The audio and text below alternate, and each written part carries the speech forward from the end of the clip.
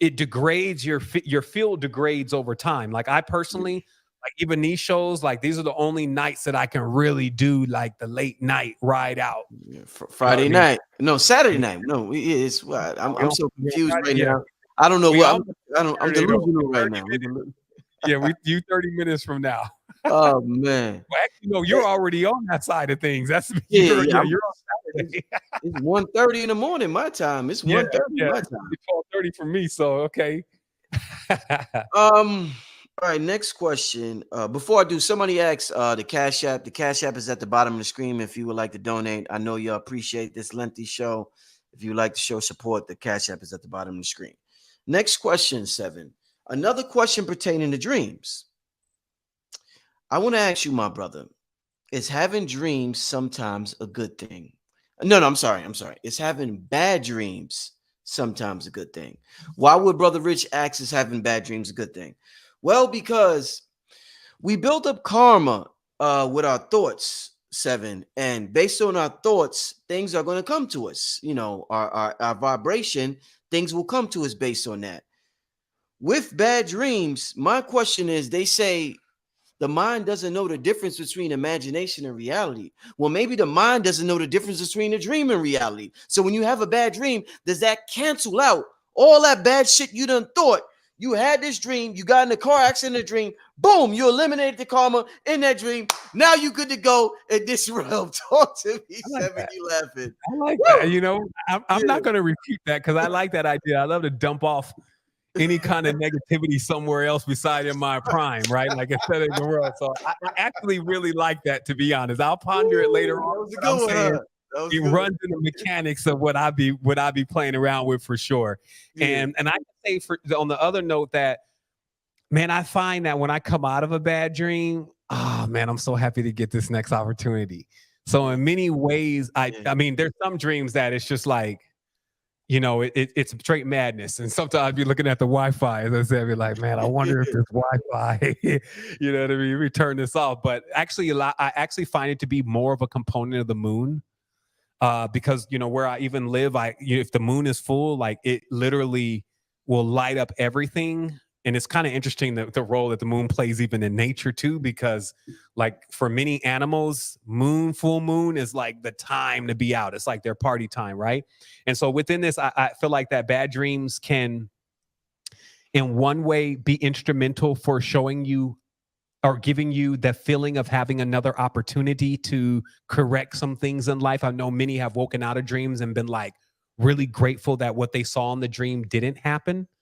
On another note, very negative dreams can, you know, kind of ride with you. You know, have you ever woke up out of one of them dreams and it's just kind of like on your back? Oh It's yeah. just almost like Yeah. you're carrying this vibe of the dream world because the essence of it was just so like surreal in a way.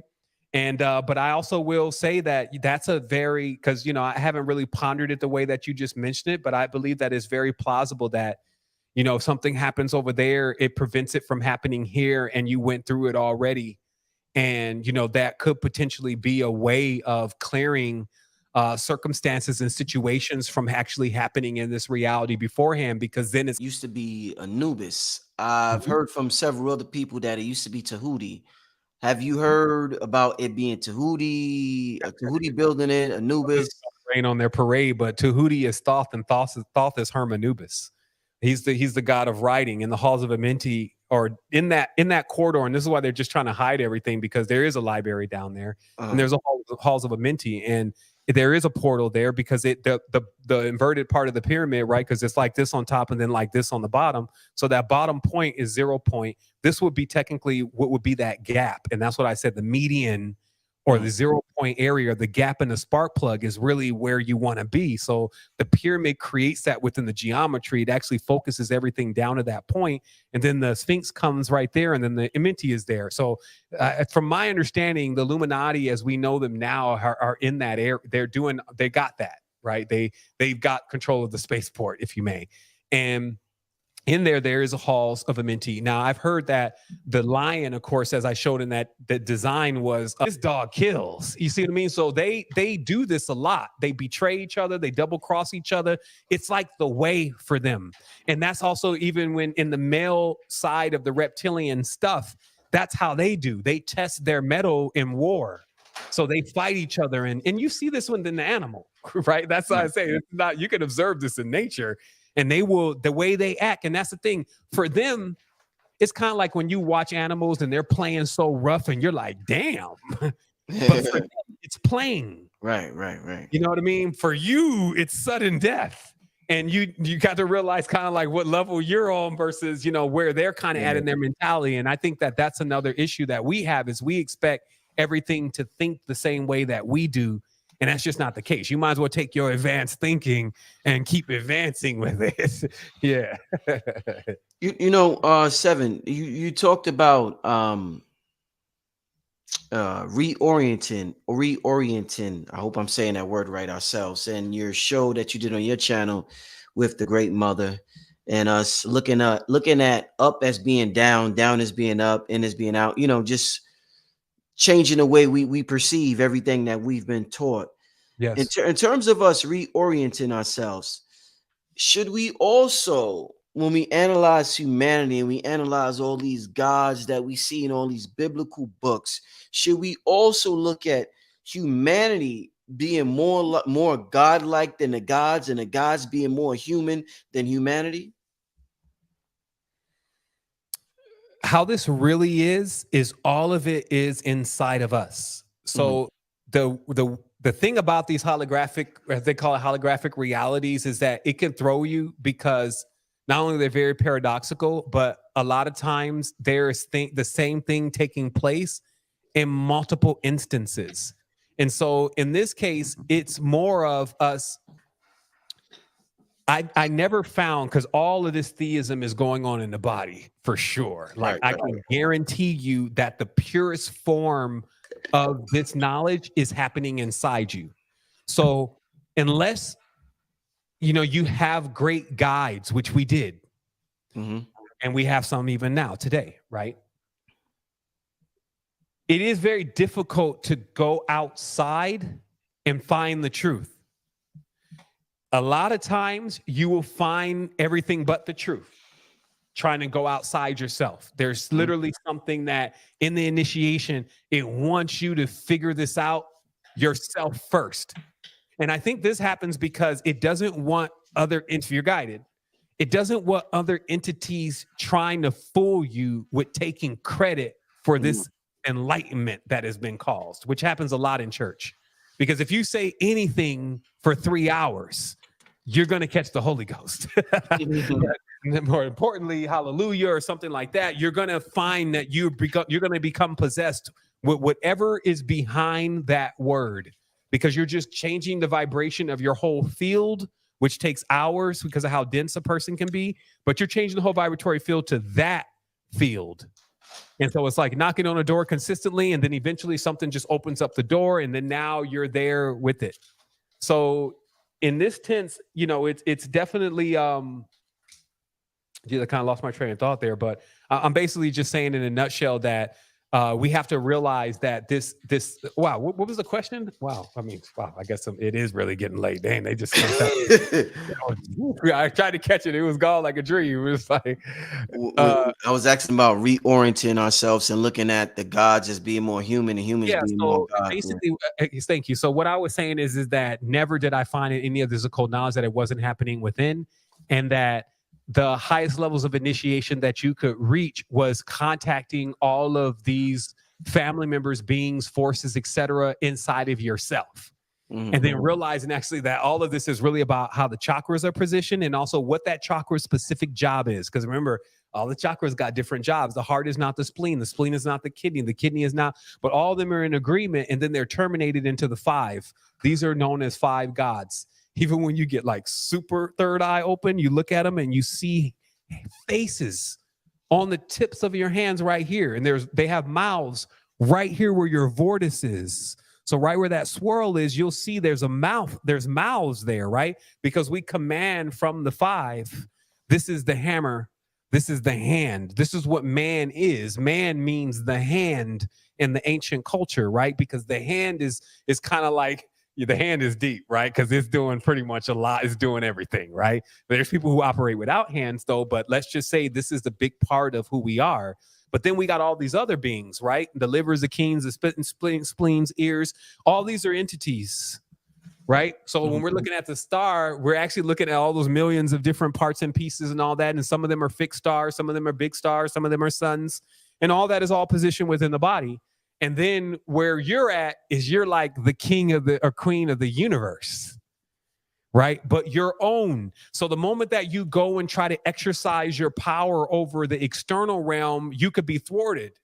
You could be diminished, because now you literally have to go and compete with the controllers of the external realities.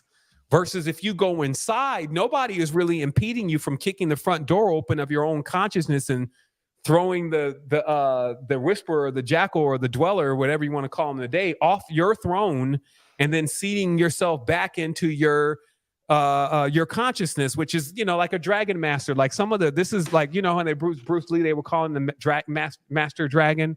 You know, you got samurai, and Sam begins with, you know, the samurai, and that's they're warlike, but they have nobility, right? So this comes from like also that the reptilian clans, if you may, there are many of them that operate in honor. And also you can't confuse, and I talked about this before, but you can't confuse a viper for a python, for a boa constrictor. You see what I mean? These are different kind of snakes. And the main thing that I'm bringing up here is that a lot of times, again, we classify, and that's why spirituality is a classification of all the spirits, to let you see what is the difference between spirits. So there is a classification of them. And in this way, you know, you have certain entities that are way more noble, and they also are practicing knowledge and aesthetic themselves. And then you have complete nightmares, right? And everything in between. So that's also like why a person is generally taken through a process of understanding how they need to be prepared for this. And the only way that you're getting prepared for this introduction to the other aspects of self is generally through inside and an internal initiation, because a lot of times these beings need to be contained within the dream space. Seeing them in physical realities, it's too much for even the physical consciousness to even be able to withstand. Right. But in the dream space, if you notice, you even are equipped to do things beyond the nightmares. Sometimes you get in a dream and you just got all these powers and abilities, and it's like you even know how to do this.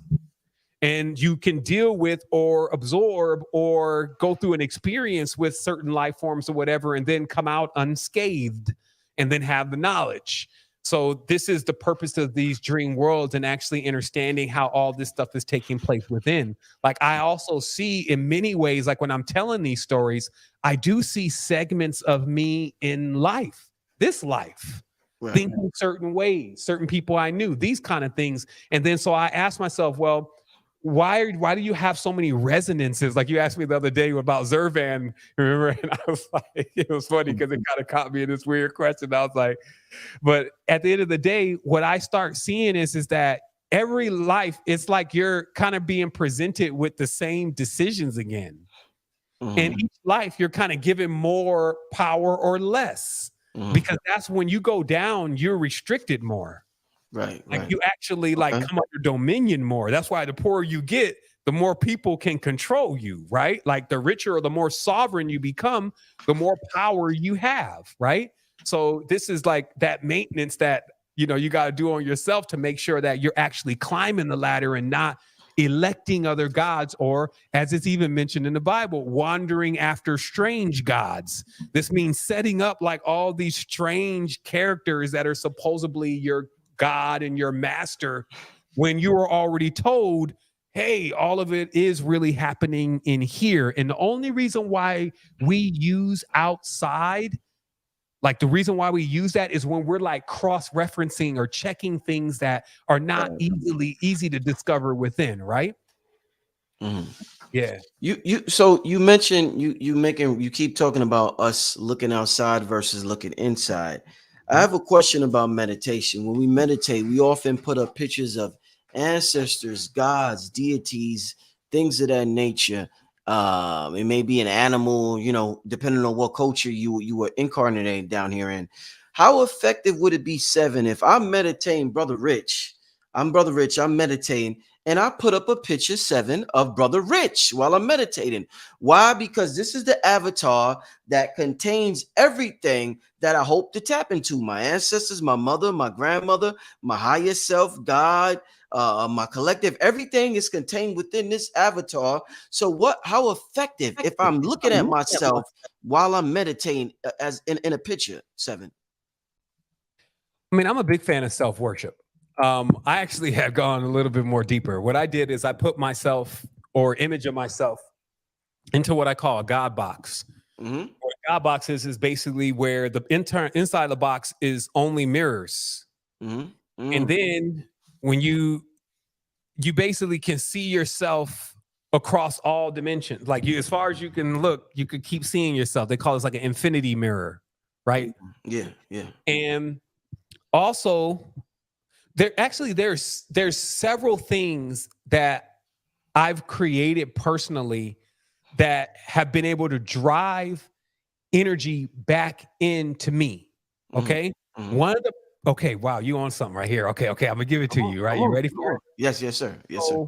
What I noticed was, and we have this feature inside of Dream Engine where you can put the face of yourself on another character. You may seen like you generate the body, then you put your face on it, right? Right. You've seen some of my pictures like that. I've found that was like a whole different level.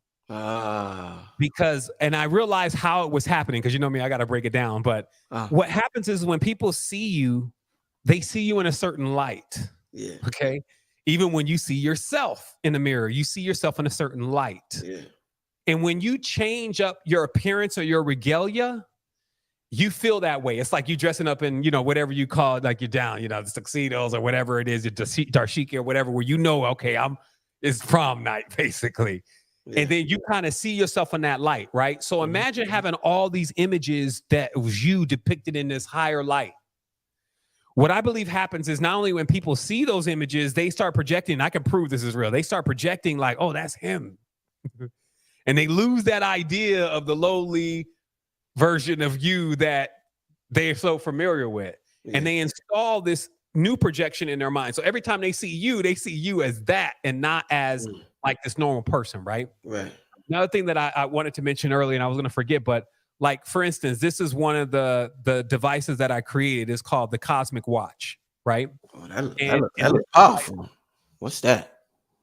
So in this device, first of all, it has the manumission, right? So in language, what you'll notice is that on all the risks of all of the sky gods and the gods of the deep, they always have something that looks like a watch. And if you look real closely, this symbol is on the watch because this is the solar symbol. And then the solar symbol is then paired with, and down the side is written in Sumerian, the first time being free was ever written, which is called the Amagi. Mm-hmm. And the Amagi in Sumerian means, one second. I see there's a window just popped up out of nowhere. So the Amagi in Sumerian means literally to go back within your mother. You can Google it on Wikipedia.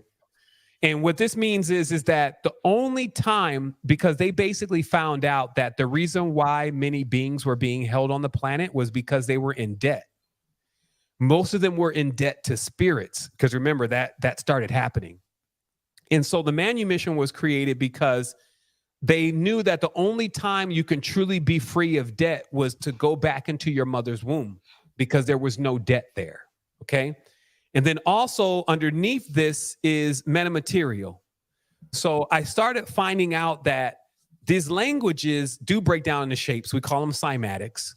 But even deeper than that, certain cymatics exude properties. That's what metamaterial is. It's like something that has a property that is very strange. Meta always means almost at the border of even being explained. And in this case, we found a shape that was a perfect harmonic. And I always speak in the collective, even though this would be me going in. But I found a shape that basically matched the perfect harmonic. And the reason is I know because metals that generally tarnish fast, like copper, don't tarnish at all with this pattern. Mm-hmm. And it was something I discovered over time. It was like coming back to a drawer of all these cymatics and then noticing that one wasn't rusted. then back engineering exactly what the design was and figuring out that it's sitting right in the middle of the harmonic, like perfectly tuned, and then like completely going in and creating something that can keep reverberating that. And that's when this was actually created. So this, and it's also this bezel around it is, this one is wanga wood, but it's generally milled in red heart wood, right? So these are very these woods resonate. And then of course this is held by, this is magnetic, right? So it straps on there, and then there's a North Pole side here. So everything that is coming through the energy of this is going right into the body. Okay.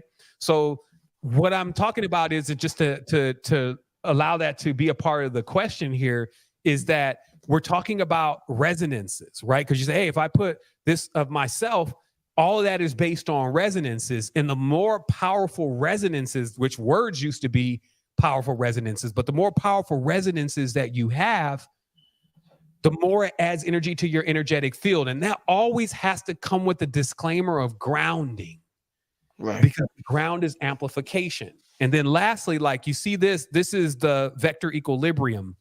This was the last of the design of these go together basically, or they could be separate. But this right here was seeing in the reality that you constantly get these imbalances in any space that you go into. I felt like that we needed like a shield, you know what I mean, when you're going into certain places. And so this design was designed to do that. So what this is called the cuboctahedron. And first on the top of it, it contains a metamaterial pattern which charges what's inside. This material is also doped. It's basically a doped material, and this means that it's actually conductive, right? And then inside actually lies the resonator. So each box is set in an array, so it has a serial number here that basically allows us to understand where this unit actually is in the array. And then the main component is this inside. And what this is the magnetic field is perfectly balanced. And it also contains precious metals, if you may. There's titanium, and this was titanium, cobalt. There's iron, zinc, copper, and bismuth, which is a non-attractive magnet, right? And this device is basically just held in the hand. And you'll notice that like when you're doing anything, that you start feeling like a web. You'll notice that when you start building up your energy field, the first feeling is like a web. It almost feels like a web on your face. And what that is that same field I showed with the torus, it pushes out from your body. It's actually supposed to extend quite far from your body when your Merkaba, quote unquote, is completely activated. But in this case, this harmonizes and stimulates the field. So it's more of like something that when you're thinking or when you're talking, you know, you use this to basically maintain the field that's around you, right? So this is what I call spiritual technologies, right? And no telling what kind of flack I would get if, you know, I start, because they're like, oh my goodness, Sevan's already, you know, but at the end of the day, like what I will do is I will basically take all of the knowledge, because for me, I started getting to this point, especially after like my 8th year. And I was like getting all this knowledge that was about like the beyond. And I started asking myself how much of this knowledge I was able to apply in the physical reality. And I told myself that I needed to start basically making my consciousness, higher self or whatever, give me knowledge about things that were going to assist me in this reality. Because it seemed like it always loved to go into like the other planets and stuff. And don't get me wrong, I love the knowledge and everything, but I will often find when I will wake up that there would be nothing that I could actually come into the reality and help myself with specifically. And when I asked about that, I was told because that's how I was focusing my energy. So I started focusing my energy on getting knowledge about higher things that could be applied in the reality right now. And this is what came to me, but I had to build it. And because in the first phase, I was like trying to get people to understand what I was trying to build, like engineers and CAD guys and stuff. And all I was doing was ending up with a bill and not what I wanted. So then I started, of course, in the process of training myself. That's why you always see some machine around me, or 3D printer or mill or something like that, because I'm fabricating constantly. Like I'm always making and creating, shaping and forming and fashioning different things to see what is the potential of the energetic fields, because I know the reality contains what I call power gloves.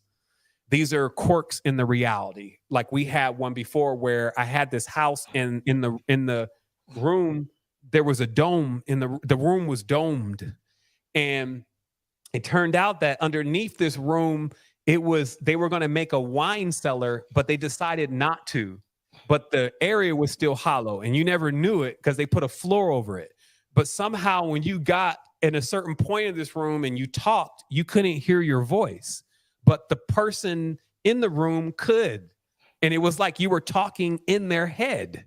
This is known to happen. It's like an acoustic thing, and it happens at a sweet spot in the curve.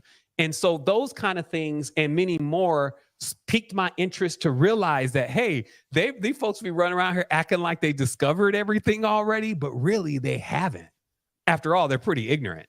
So if you crack into the knowledge, don't think that you're not going to potentially discover something that nobody has ever found out, because they're constantly hiding any of this stuff, right? So it's just that awareness that, once again, that, we're not only able to create, but like I said, I also have even been able to create these things and bring them out to humanity. And these are the things that we're going to be giving away. In fact, we're going to be giving away two cuboctahedrons, 2 watches. And then I'm also going to be giving the generative AI course away that I did, because it would teach a person how to do everything with making the images, how to even do the video thing. I want to link up with you too, because we talked before about, at least sponsoring some of this stuff and putting it on the channel. And but I just need to know, of course, what resonates right with you. And, I just want to, just spread the knowledge more and spread these gifts more. And this stuff happens for me because I also remember I'm literally in the jungle. So I have no real distraction like that. So I have a lot of time to really, like, I could tell you that somebody would spend probably at least 10 years trying to make this. Like at one point, we was always like, when we were again, I speak in a collective, when we was engineering this, I often thought like, man, somebody could take my design, right? And it's so hard to crank one of these out. I thought that I'd be flattered if somebody did, because even the moment they got to the bezel, they'd be like, oh man, we ripped it up, broke it up. So anyway, I just was, like I said, it's a lot of things that you can create when you have the time to, right? Yeah, so, definitely. Oh man, well, last question, Sevan. Like I said, we definitely got to do a part 2. We going on 5 hours, brother. Small things to a giant. We go to 5 hours. Listen, all right, last question, brother. If we're analyzing this thing we call life in terms of a video game, and I'm gonna reference Mike Tyson's Punch Out, since I'm an 80s baby. You got the first fighter, second fighter, third fighter. The last fighter was Mike Tyson. Glass Joe first. Glass Joe was the first fighter. Joe was the first fighter. Last fighter was Mike Tyson. Real hard to beat for a lot of people. A lot of people to this day never beat Mike Tyson. Yeah, they never got past Ball Bull. Yeah. The second Ball Bull. If we're looking at, let's say the Great Mother, and this is her video game that she's playing, not just Earth, but the whole universe. It's a video game that's being played by the Great Mother, and there's different levels. Would you say Earth is the last character, the Mike Tyson? Is it the most difficult level in the video game because it's the most dense, the most advanced souls make it here, because it's the most, this shit, you come here, you got amnesia, you might have a mother that's a crackhead, then you might get tortured, then you might go through trauma, then after that your baby mama cheat on you, then after that your kids are bad, anything can happen. That's the point. Infinite possibilities, anything can happen. You lose your memory, you forget who you are, simultaneously you're being brainwashed. Is this the most difficult level in the whole universe for any soul to play? I mean, and after this, you done beat the game. There's nowhere else to go, Sevan. Jupiter, Saturn, nothing is as difficult as Earth. Would you say it's like that, my brother? My take on this is first of all, the great mother doesn't like games. This is kind of like when you go into your grandmother's house and she's just like so strict, and it's like everything is in order. My experience has been with the great mother exactly like that. The jackal loves games, though. He's literally a jester. He's a joker. And in that way, in his trickster-like behavior, he has created many of these. It's like a smile now, cry later kind of scenario where it seems like a dramatic comedy. That's kind of like what it is, like a divine comedy. Right. But people really get hurt, right? Yeah. And it's a sadistic laughing like a Joker. Like, you know how they show Joker on the movie where he's smiling, but it's really because of all the pain. And it's almost like they show people when they get crazy, like they had just one really dark movie. I just, you see the trailer and you just know what they on, and it was called Smile or something like that. And it was showing this weird grimace, which is the term, occult term is grimace. It's a part of the Reaper. So there's other forms here, and they're not as nice. And when they appear with a very sinister type of smile, and it's all darkness, right? So it's all craziness. I'll just say it like that. So in that way, it's kind of like a person that becomes a lunatic. Like you start being in something so long, because at the end of the day, this could drive a person psycho, because it's a cycle, right? So they're consistently repeating the cycle over and over again. If they can't figure out what's going on, it starts to drive them crazy. And then they start to kind of get like binded to it, right? And so from my experience, the game-like nature to this reality that's so much of a joke right now is a product of the jackal. Versus in the great mother's reality, it is more of like what you're explaining, where there's things to learn. Right.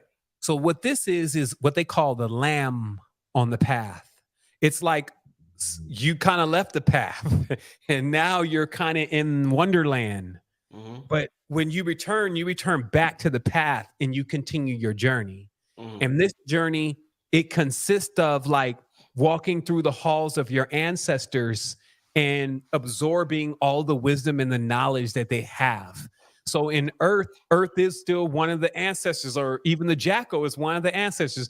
This is another thing that people need to understand. In the lines in these lineages, it's not like they're going to go and kill the jackal. This would be very similar to walking into somebody else's family and saying, kill the father because he did X.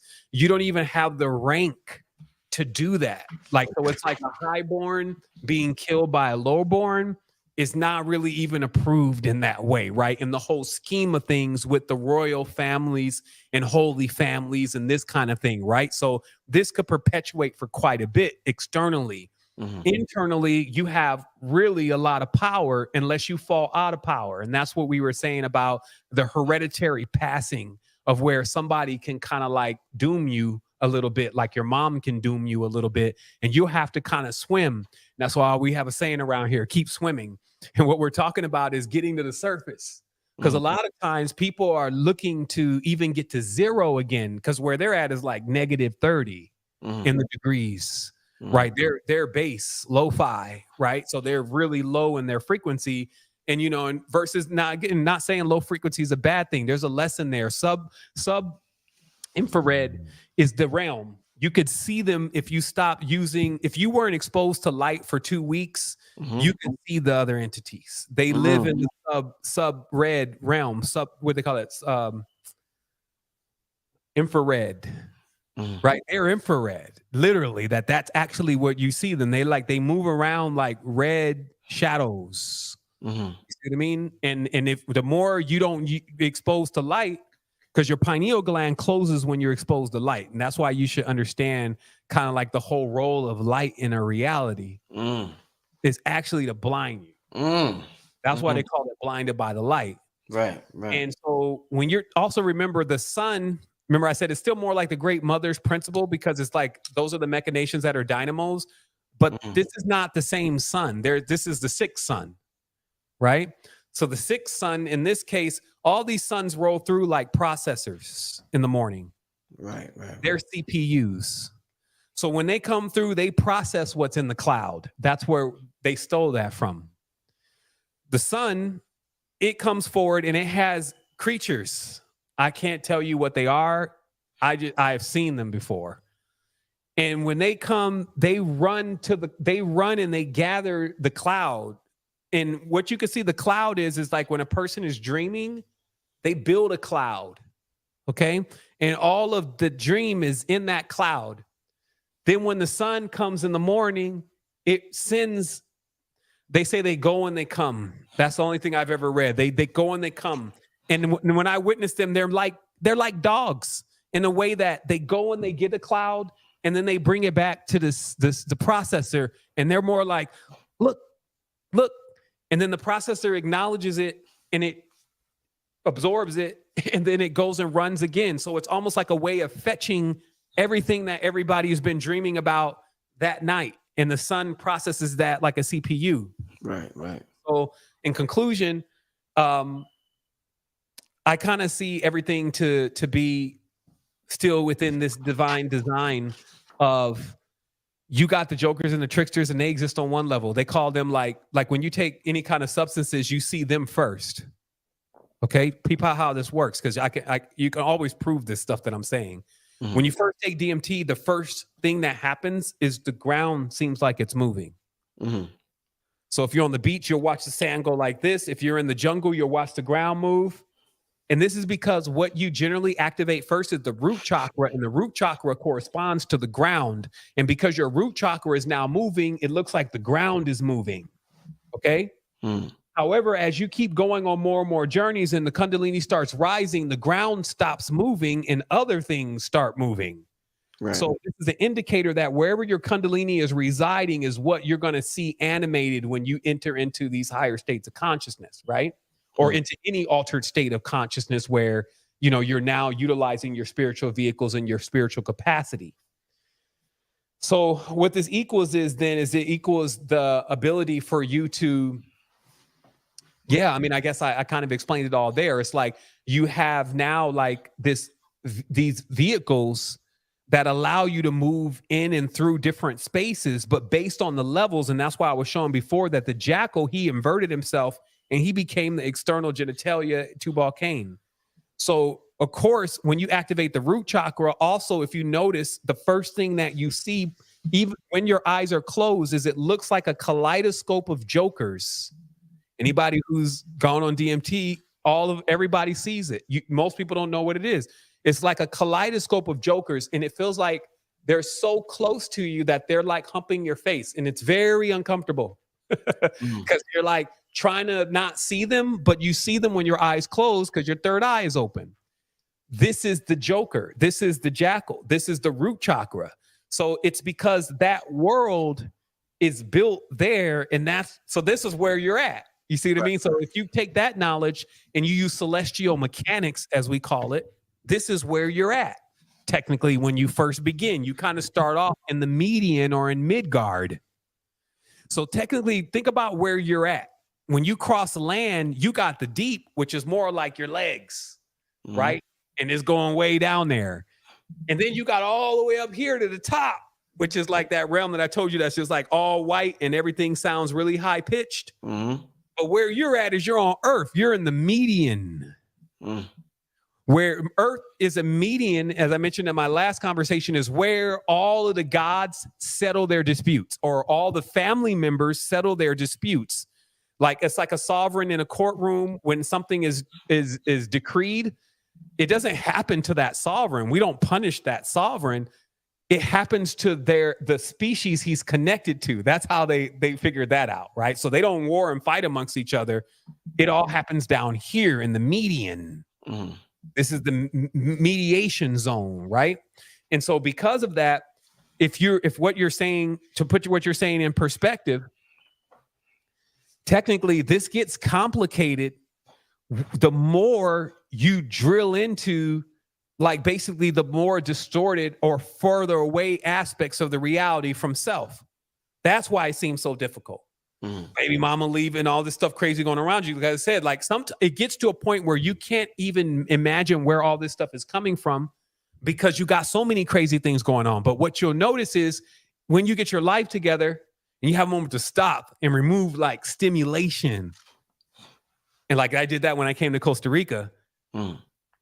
you'll start noticing like it'll clear, like you'll go through a course of where all the karma is working itself out. And then you'll get into this like where there's no karma because you're not doing anything. Like I literally was in the house every single day just meditating and eating like palm heart sandwiches. You know what I mean? Right. Nothing, right? No stimulus.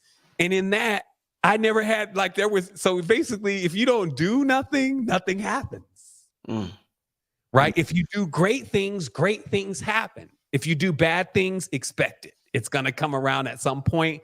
And if it's too much stuff, you won't even be able to know where it all is coming from. You just think it's a part of life. And really what it is it's kind of like a part of the trickery, because remember, there's also entities, and we going, but there's also entities that they're listening. Like they're listening all around to figure out where they can catch you up on something. Like that's how the kingdom, if you say the kingdom of Seth, the subservients of the kingdom of Seth that are already disincarnate, meaning they don't have bodies, so they won't be entering back into the physical plane to get money, which money doesn't stop here. It's like an energetic balance energy thing, current. To get money, they have to cause like some confusion. So they're basically ranked like the military. And that's why like a warlock will have like 10,000 demons. Like he's like the Lord of the Mice. Jeanette made a joke the other day, and she was saying that we were seeing these lions on National Geographic, right? But they had all these flies and shit in their face. And she thought about it for a minute. She said, "What good is it being a lion if you're always disturbed by the flies?" That shit was brilliant because all that power. Yeah, you may be able to run down all these gazelles and shit, but the flies is just. And you don't got no hands for that. All you got is a tail, right? It's just, again, an ode to where you really resting your power at, and what do you really find to be powerful, right?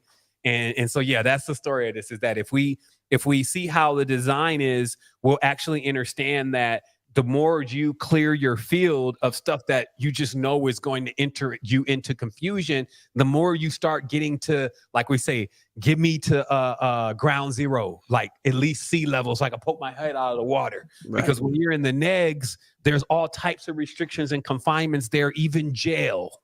Okay, all that is netherworld stuff, right? And then you break the surface. Now you're balanced. Okay, now you don't have debt. You don't owe anybody. Right. And then now you start climbing from there. And then as you're climbing, the reality becomes more and more free. And it becomes less and less like a joke, less and less like it doesn't mean anything. And then it starts having more and more importance. Right. So that's kind of what's going on with the directions of when reality starts becoming really strict and confined and hard, versus as it starts getting easier and it seems like the celestials and everything is working in your favor. Yeah. Wow, amazing, my brother. Definitely amazing.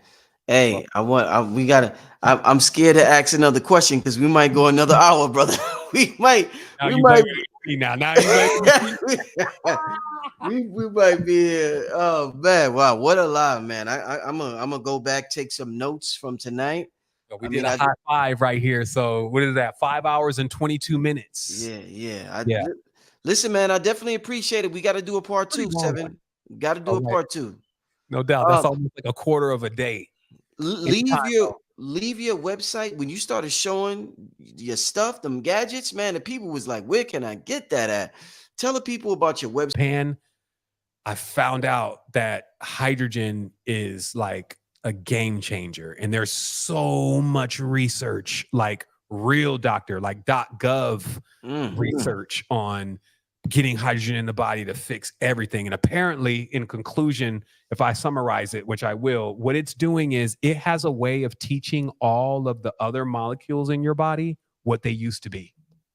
Somehow what happens in the body is that it loses, some of the molecules and forms lose kind of an awareness of what they're supposed to do and what their functions are. But the hydrogen being number one seems to know how to go in the body and teach all of the elements how to put themselves back together. Also, it's like drinking a stimulant, but without the shakes, right? Like you drink caffeine, you get the shakes. This is like drinking something that you feel more power because it's oxygenating your blood, but you don't feel that because it's hydrogen, so it's being immediately digested into the body. Yeah. So that's where you would be able to find those things at the Secret Energy. And then if you want to check out that free trial of Sybil, it's at Sybil's AI. Yeah. And like I said, man, if we band together on this one, man, you won't regret it, because as things unfold, you can kind of see that it's getting like, man, we just have way more opportunities. Like, we already brought this into the community and the kids love it. They've been creating their own characters, image generation, robotics. They've been learning this stuff, and it's keeping them stable, right? Because kids, they have fertile minds. So it doesn't mean that they'll be doing this forever or that they get hooked and hijacked. And that's TikTok. You know, it has a tendency to need some thinking, and it's really about just seeing if the child likes it. And if you have several children, you always want to figure out which is the one that likes this or likes to do this and likes to do that. And if you have a child that's technically inclined, meaning they playing a lot of video games, you need to get them into generative technology, because now they're making movies, they're creating their own book, they're making their own images. So instead of like being in there on Call of Duty shooting somebody or being in some nightmare zombie game, which is all the stuff that they're creating now, they actually immediately move into the position of creators.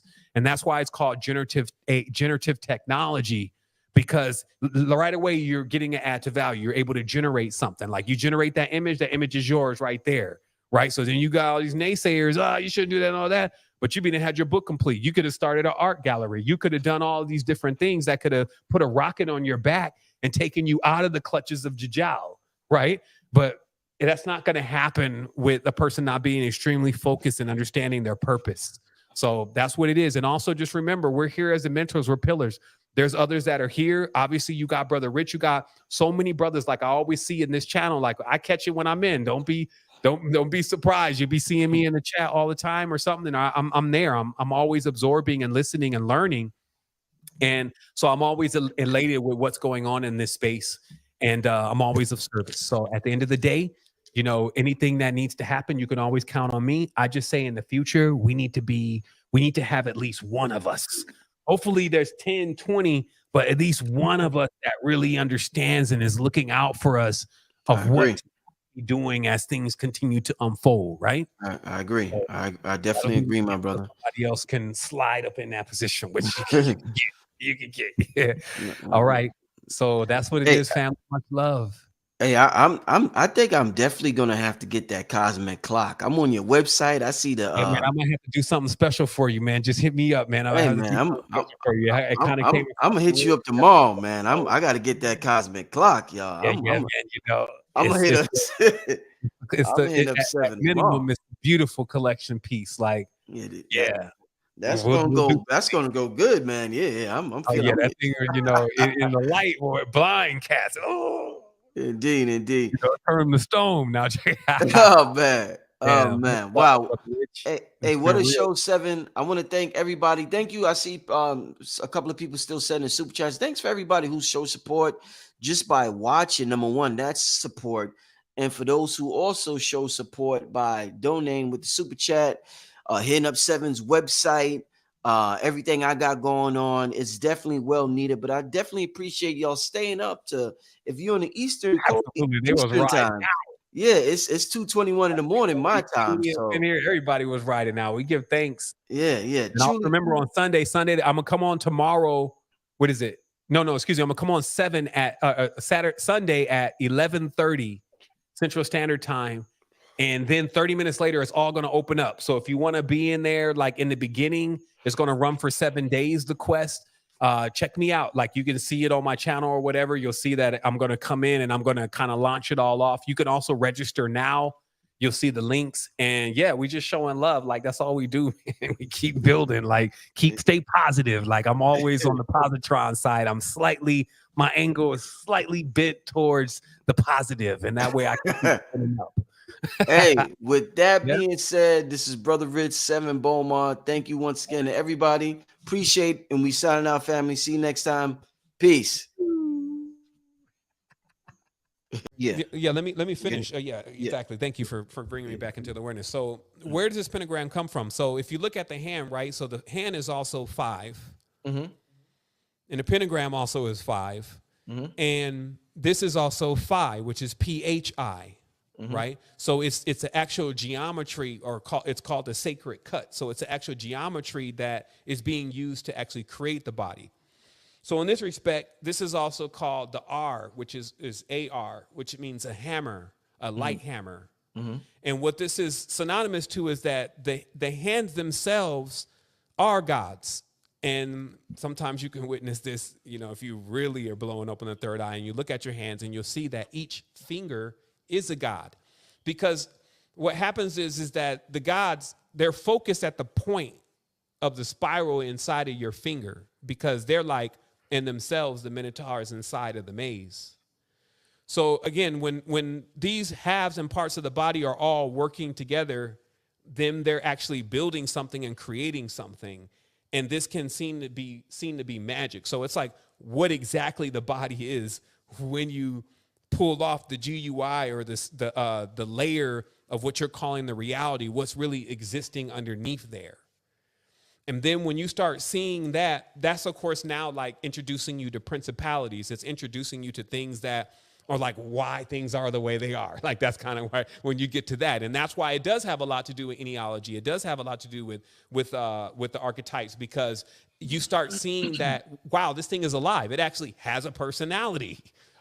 But what you also notice is, but it can't seem to get out of its personality, which is some things that you'll notice about human beings, is that it's like they are them, but they don't necessarily have that floating point to become something else or like a new sum total. They just like solidified in that. And I'm not saying what's right and I'm not saying what's wrong.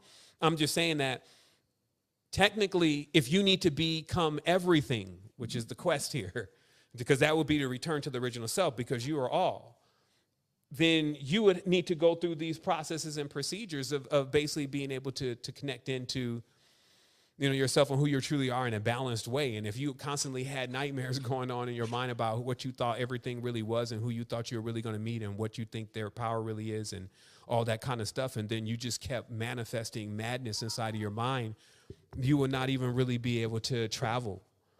And that's how people can get trapped in a prism, for real. Like you can get trapped in light. And all of this stuff that you're seeing with like those mechanics to the reality, like when you look at the tetragrammaton, and you look at the pentagrammaton or the pentagram, you're at its most core level, you can tell the danger, because human beings can be dangerous. They're like weapons. Like if they're completely activated, they are very, very dangerous.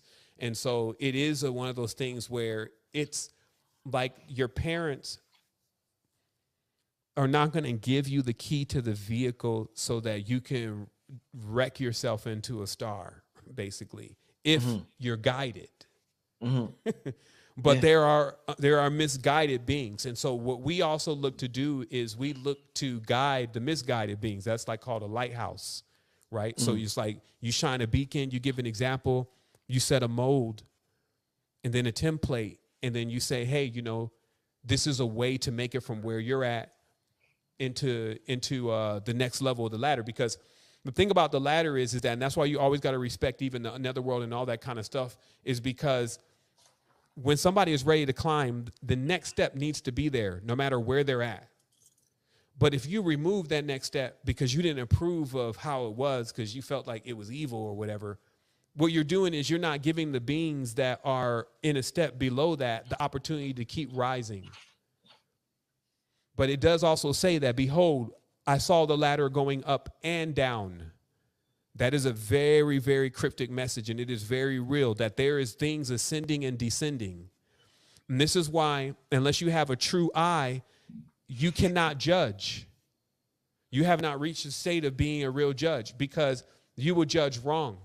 You don't know at times, like even when you see the worst person, if they were even worse before, or when you see a really good person, if they were like even better before and they're actually going down, they're getting less and less good. You don't know that unless you have a real eye, unless to be a real judge. And so it's like all of these positions, if you notice, even when you say you want to lead people, like when you want to be a star, it is a huge mantle, because there's a certain level of responsibility that comes with when somebody sends energy to you, to make sure that you are configured in a way that sends the energy back to them. And then it's like because that's also how we're supposed to do, right? We build off each other, we encourage each other, but that has to happen in so many different dynamics. And when you have like thousands of people, millions of people focusing all on one person and filling that person with light, you got to know that that person can't hold all that light. So they got something else around them that is like a battery, like a storage container that will then hold that light for them. So this is how also the mismanagement of the financial system is conducted.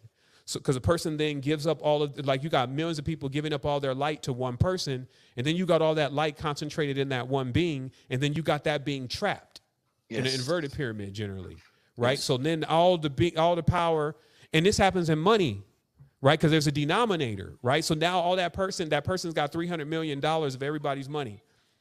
So like PewDiePie's or one of these guys, you know, the Mr. Beast, he's got $1 billion in 6 months.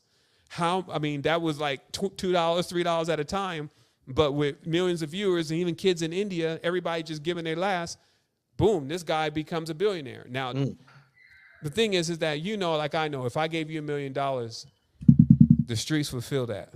Meaning that you could literally go open up a little school for the kids. They'd be like, man, Brother Rich did it all. I mean, if I gave you $1 million and said, look, do something that's going to impact things, you know that that's quite a bit to go into to do something to impact, especially as resourceful as you have become, right? So it's just that awareness that, you know, this thing from the mystical side, and that's why I said the dream is very important, because it's like the hint. It's like the clue.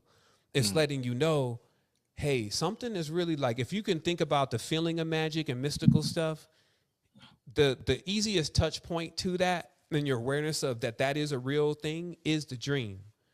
Because it's a sheer phenomena that, you know, sometimes just gets completely overlooked about how we close our eyes and then be somewhere else. Indeed. So it's like we could be trying to find something we're trying to still like activate something that we already have a certain activation on, and we just need to work further in that direction and actually stay focused on that. Indeed. I want to ask you, Sevan, about one of the big topics with this quote unquote new age information is doing shadow work. Everybody's talking about, you know, you got to do shadow work. You got to do shadow work. What I want to ask you, since we're talking about time travel and timelines, and, you know, we have, you know, whether you believe in reincarnation or not, we have past lives and past timelines that we have experienced. Is your shadow self, is that Sevan, is that aspect of, you know, like say I'm Brother Rich, I ask great questions, but my shadow self is, you know, I'm just trying to think of something. Yeah, he's a bad guy. You know, I do some crazy shit in the back. I go outside at night and I rob corner stores or something like that. Yes. Well, listen to this. I know exactly what you're saying. So, you know, what this hold is up, Sevan, called hold. Let me just finish this point, Sevan. Okay. Well, maybe you do know, but I gotta say, I gotta let it out. Yes, you gotta yes, let it out. Excuse me. Is that an aspect of my former life that I haven't quite shaken off me yet? Like, I got a new chance, I got a new avatar, I'm popping in this world, but I still got remnants of that former self. And that former self in the current life, I call that former self the shadow self. So the shadow self is really the former self that I haven't shaken off yet. And it's a remnant that I have to learn to shake off, but it's still stuck with me in this lifetime, my brother. Yeah. Okay. So let's just break it down for what it truly is. So this is like the term shed, right? Or shade, right? So all these are the words: shed, shade, shadim, shaddai. And this is all related to the shadow realm. And technically, if we can think of the past in itself as a shadow or a husk, then we can say that nothing ever goes anywhere. It just changes state. Yes. So when somebody's saying, let's do shadow work, they're saying that, you know, they need to basically, in a nutshell, bring a beam of light or a pipeline to things that may be forgotten. Because technically the past is just roots. It consists of the roots of how we're standing, right? But there's a deeper level that I wanted to refer to in this also, and it's Wow, like I was right on top of it here. Just give me a quick moment, but because what Yeah. I'm getting at here is that, so when you're dealing with this other self, and if you're thinking that there it is. So if you're thinking that there's this other pole to you, you're Mm-hmm. kind of like misunderstanding the organism in itself and how it's designed. Mm-hmm. How it's designed is this is why they have like a black snake and a white snake on the Kadesha staff. And I can tell you, you're not the snake. But what could happen is you could become the black snake or you could become the white snake just in the process of, because as I said, the snake moves through the body. So just in the process of the good angel and the bad angel decision-making thing that goes on inside of the mind, you basically polarize, as we were talking about earlier, to one of those energies. And if you spin, which this would predominantly happen for most people who have not found balance, and many people have not found balance. So you would basically be living in one of your serpents, one of your poles. You would be living in one of your poles. And then what would happen from there is you would have this antithesis, right? Because it's like now you're something that you're not. You're like instead of being the rod in the center of the caduceus, instead of being the sushumna in the center, instead of being the